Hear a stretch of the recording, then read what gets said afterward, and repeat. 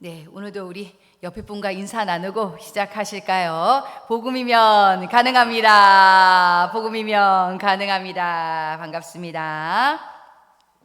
바울은 이제 드디어 환난과 그리고 핍박이 기다리고 있는 예루살렘 성에 입성하게 됩니다. 21장 20절에서는요, 예루살렘 교회의 성도들이 하나님께 영광을 돌리고 드디어 바울에게 형제여라고 말하는 장면이 등장을 합니다. 바울의 사도권을 가지고 논쟁이 많았던 곳이 바로 이 예루살렘 교회였잖아요. 그러나 이제 이 시각 이후로 바울은 드디어 정식 사도권을 인정받게 된 것이죠. 그러나 기쁘고 또 은혜로울 것 같았던 분위기는요, 21절에서 반전을 맞이합니다. 21절에 보니 바울이 모세를 배반하고 행하지도 말고 또 관습을 지키지도 말라라고 이방인들에게 가르쳤다라는 것이죠. 뭔가 여러분 다르고 다른 겁니다. 비슷한 내용일지라도 이렇게 표현하니까 굉장히 바울의 가르침이 굉장히 뭔가 좀 부정적인 것 같다라는 생각이 들죠. 율법을 열심히 지키는 일들을 마치 구원의 절대 조건인 줄 여기는 유대인들의 모습에 반하여 바울은요, 명백히 구원은 무엇으로 받는 것이라고 선포하였죠? 바로 믿음이었죠. 믿음. 이 과정에서 할례를 받지 말라가 아니라요, 할례보다 더 중요한 것이 믿음이다라고 가르쳤던 것이지요. 믿음이 더 중요해라고 표현했던 것을 아니 할례를 받지 말라라고 이 유대인들은 극단적으로 표현한 것을 우리가 발견할 수가 있었습니다. 그런데 이렇게 예루살렘 교회는요, 자신들이 절대적인 기준이라도 된 것처럼 바울을 함부로 판단하고 그렇게 복음을 향하여서 수고한 사람에게 칭찬 대신 잘못된 프레임을 씌워버립니다. 그리고 나서 예루살렘 교회는요, 23절과 24절에서 바울에게 제안을 해요. 바울 자신과 그리고 바울이 데려온 이방인 4명에게 함께 정결 예식을 행하라는 것인데요, 여기서 바울에게요, 이들의 정결 예식 비용까지 다 부담하라는 요청까지도 해버립니다. 근데 먼저 여러분, 이 예루살렘에 온 목적에 대해서 생각을 해봐야 됩니다. 바울이 예루살렘에 온 목적은요, 물론 성령에 이끌려서 성령에 매여서 정말로 죽음까지도 각오하고 온 것이 목적이기도 합니다. 그러나 전에 여러분, 아시아 교회들이 결의한 내용들이 있었습니다.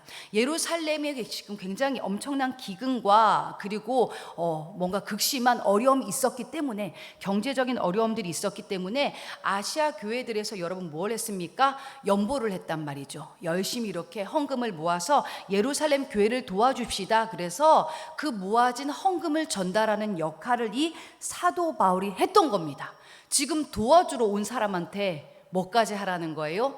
네가 다 저 4사람의 정결 예식 비용까지도 다 부담해서 이 말씀에 대해서 너가 정말로 그러지 않았다라는 것을 지금 보여줘 라는 거예요. 근데 여러분, 이 정결 예식 한 사람에 소요되는 비용이요, 어떤 것들이 포함되어졌냐면요, 번제 제물, 속죄제 제물, 화목제 제물, 곡식 제물, 전제물, 머리 깎기 의식 비용, 한 사람이 정결례를 하는 데는요, 엄청난 그런 어떤 일반 노동자의 한 달 이상의 그런 여러분 비용이 포함되어져야 됐다라고 하는 것이죠. 바울 자신까지 해가지고 총 5명의 비용을 부담해야 했던 것을 생각해 봤을 때에 바울이 참 적지 않은 그런 마음 가운데 어려움을 느꼈겠다라는 것을 우리가 대략 예상할 수 있겠죠. 바울은 이런 억울한 상황에 대해서 굳이 반박하지 않습니다. 해명하지 않아요. 그냥 묵묵히 수용하며 넘어갑니다. 그러자 이제 여러분, 이쯤 되면 그래도 은혜가 임할 법한데 본격적으로 더 큰 억울한 일이 다가오고 있었어요.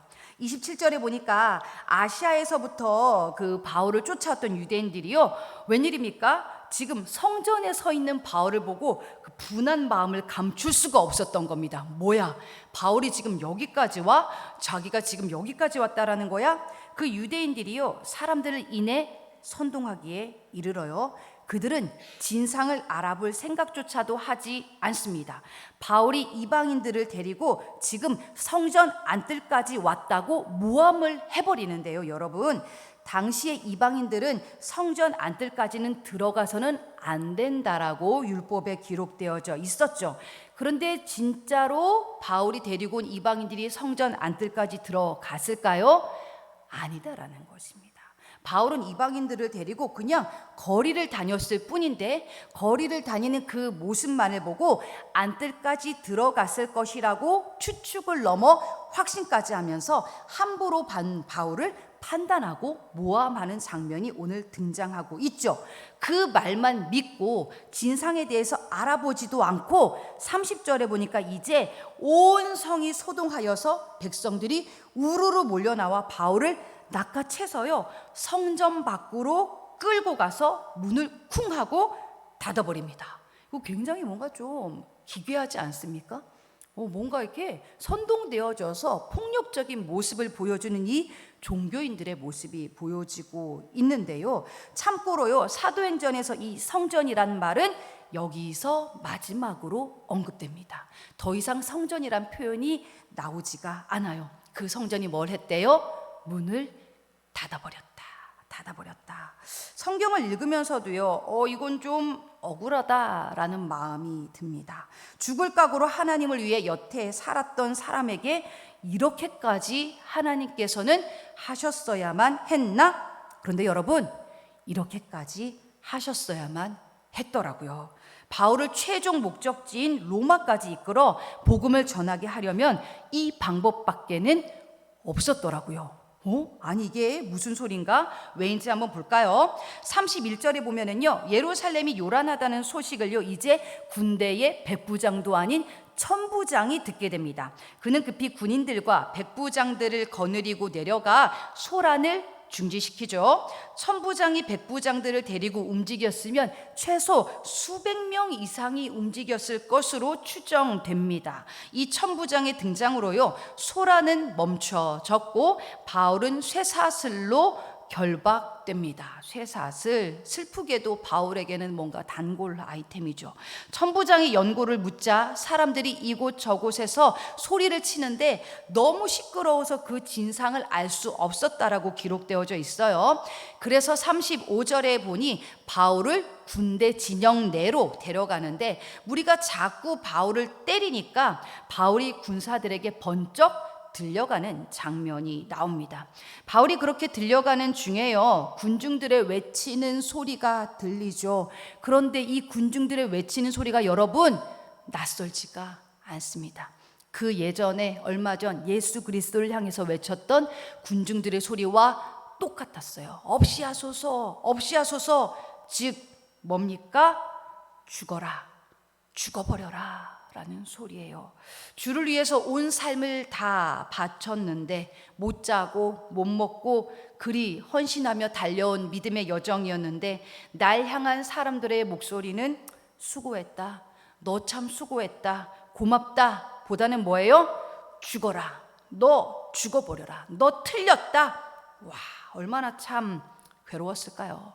그렇게 번쩍 들려가는 중에, 비참하게 들려가는 중에 바울이 천부장에게 이제 헬라어로 이야기를 합니다. 헬라어는 로마인의 언어죠, 여러분. 당시의 로마 시민권은요, 로마에 충성하거나 돈으로 사거나 혹은 순수 로마 혈통이거나 한 사람에게 주어지는 권한이었습니다. 그런데요, 이 이야기를 하고 있었던 천부장은요, 유대인이었거나 로마 시민권을 돈으로 샀을 거라고 추정되는 인물입니다. 그런데 바로 앞에 누가 있는 거예요? 순수 혈통인 로마 시민권을 가진 바울이 있었던 것이죠. 바울은 이제 천부장에게 자신이 백성에게 말할 시간을 달라고 권위 있게 요청합니다. 40절을 보니까 천부장은 그리 하라고 허락을 하죠. 21장은 여기까지만 언급되고 있습니다. 내일 나누게 될 22장에서는요, 바울은 흡사 그가 과거에 돌을 던졌던 스데반의 공회 앞에 그 모습처럼요, 그 또한 스데반처럼 피를 흘리며 복음을 전하기에 이릅니다. 그런데 보세요, 여러분. 바울을 향해 지금 전 도시가 분노하고 있는 이 상황에서 심지어 예루살렘 교회조차도 바울에게 호의적이지 않은 이 현실 가운데서요, 바울에게 가장 안전한 곳은 어디였을까요? 어디였을까요? 딱 짐작이 되어지십니까? 바로 천부장의 군대 안에 있는 것이 그에게는 가장 안전했던 것입니다. 이것이 바로 하나님의 계획이었던 거예요. 뿐만 아니라 앞으로 바울이 치를 재판에는요, 유대와 로마의 고위 관직자들, 심지어 왕까지도 포함되어져 있었는데요, 죄도 짓지 않고 죄인의 신분, 억울함의 극치인 이 상황 속에서 바울은요, 전혀 억울해하지 않고 온전히 복음을 전하며 나아갑니다. 바울은 재판을 받기 위해서요, 그렇게 최종 목적지였던 로마까지, 그것도 로마의 국비로 안전하게 이동하게 되는 것이죠. 불과 초반까지만 해도 어땠어요, 여러분? 억울하게 그 5명의 비용을 막 다 내가면서까지 정결 예식을 치르고 뭔가 사비로 많은 것들을 헌신해야만 했잖아요. 그런데 이제 로마까지로 가는 그 여정은 어떻습니까? 하나님께서 말도 안 되게 로마의 국비로 안전하게 배 태워 주시고, 먹여 주시고, 호의해 주시고, 국가의 공권력의 보호 아래에, 물론 신분이 죄인이었기는 하지만 그를요, 심지어 고위층에까지 복음을 전할 수 있도록 안전한 기회의 길로 열어주셨던 것입니다. 그래야 여러분, 바울에게 이 모든 억울함은 곧 기회였습니다. 억울함이 아니라 기회였다. 억울함을 가장한 복음 전도의 통로였습니다. 축복의 여정이었습니다. 바울은요, 억울함 앞에서 그냥 인정했어요. 딱히 반박하지 않습니다. 우리도 살면서 막 억울한 일을 겪게 되잖아요. 뿐만 아니라 복음 때문에 때로는 또 여러분 낙심하는 순간도 찾아오잖아요. 그런데 말입니다, 억울하고 낙심되고 때로는 원통한 그 상황 앞에서요, 바울은 말입니다, 하나님의 섭리를 발견했다라는 것이죠.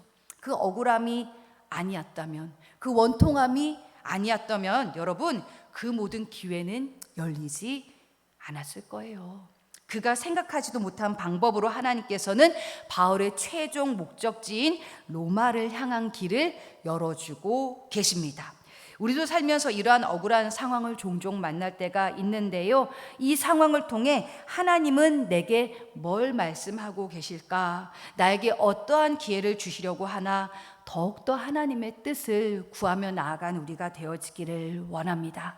그리고 이러한 시간이요, 도리어 우리를 하나님께로 더욱더 친밀하게 나아가는 기회가 되어지더라고요. 그리하여 우리의 삶 속에 우리가 전혀 생각지도 못한 놀라운 하나님의 방법으로 오늘도 우리의 길을 열어가 주시기를 주님의 이름으로 축복합니다. 이 시간 우리 사도행전 21장 말씀을요, 한 절씩 교독하며 나아가도록 하시겠습니다. 제가 먼저 읽겠습니다. 우리가 그들을 작별하고 배를 타고 바로 고스로 가서 이튿날 로도에 이르러 거기서부터 바다라로 건너가서 구브로를 바라보고 이를 왼편에 두고 수리아로 항해하여 드로에서 상륙하니 거기서 배의 짐을 풀려 함이러라.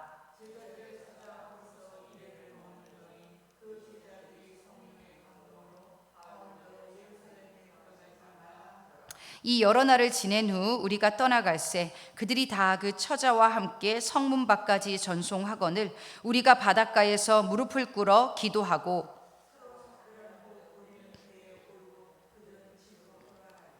드로를 떠나 항해를 다 마치고 돌레마이에 이르러 형제들에게 안부를 묻고 그들과 함께 하루를 있다가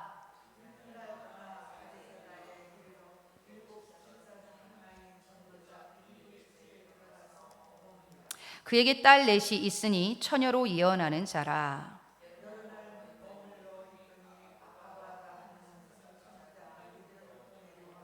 우리에게 와서 바울의 띠를 가져다가 자기 수족을 잡아매고 말하기를 성령이 말씀하시되 예루살렘에서 유대인들이 이같이 이 띠 임자를 결박하여 이방인의 손에 넘겨주리라 하거늘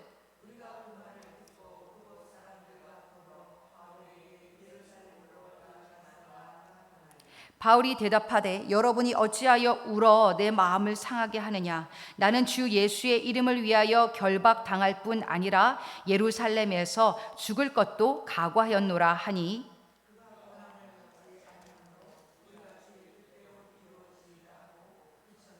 이 여러 날 후에 여장을 꾸려 예루살렘으로 올라갈새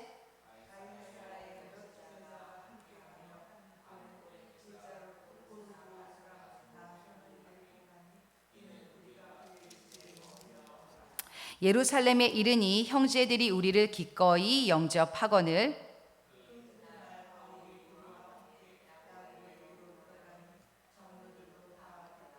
바울이 무난하고 하나님이 자기의 사역으로 말미암아 이방 가운데서 하신 일을 낱낱이 말하니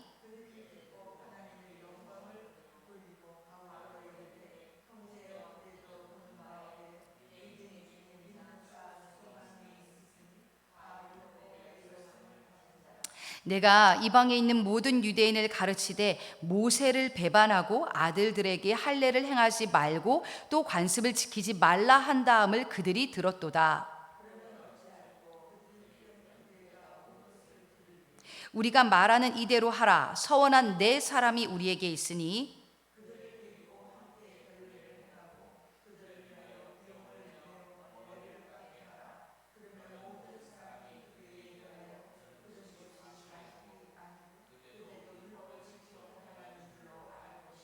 주를 믿는 이방인에게는 우리가 우상의 제물과 피와 목매어 죽인 것과 음행을 피할 것을 결의하고 편지하였느니라 하니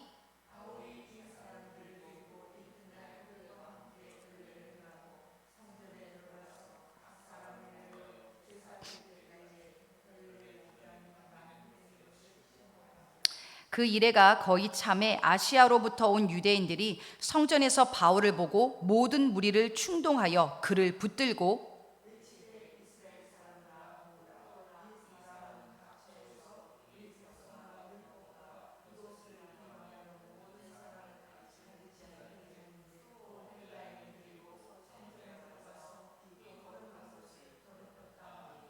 이는 그들이 전에 에베소 사람 드로비모가 바울과 함께 시내에 있음을 보고 바울이 그를 성전에 데리고 들어간 줄로 생각함이로라.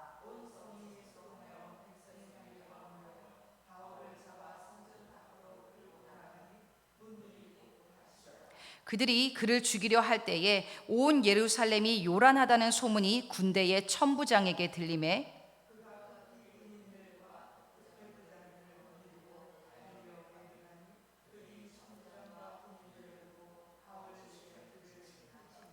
이에 천부장이 가까이 가서 바울을 잡아 두 쇠사슬로 결박하라 명하고 그가 누구이며 그가 무슨 일을 하였느냐 물으니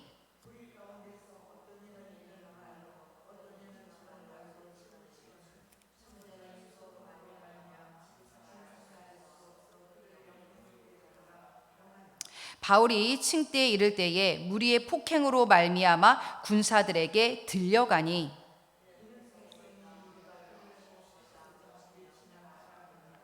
바울을 데리고 영내로 들어가려 할 그때에 바울이 천부장에게 이르되 내가 당신에게 말할 수 있느냐 이르되 내가 헬라 말을 아느냐